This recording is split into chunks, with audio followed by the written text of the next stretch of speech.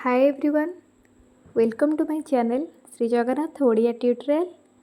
आज आम नेट्र पढ़ुवा केतोटी इम्पोर्टेंट क्वेश्चन को डिस्कस करबा।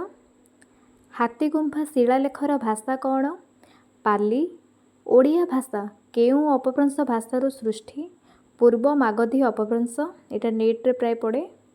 प्राकृत सर्वस्व ग्रंथर लेखक किए? मार्कंडेय। अशोकों शिलालेखर भाषा कौन? पाली। मुंडा भाषा केउ भाषा परिवार अंतर्गत?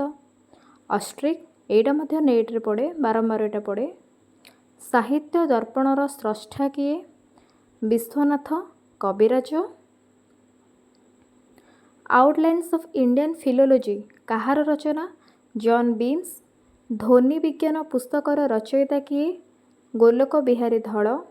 ओडिया रे केतोटी उपसर्ग रही? 20टी। मनीषर भाषा पुस्तकर स्रष्टा किए? गोलोक बिहारी धल। वीडियोटी जदि आपण मानक भल लगी तेबे लाइक शेयर सब्सक्राइब करने को भूलिए। Thank you everyone.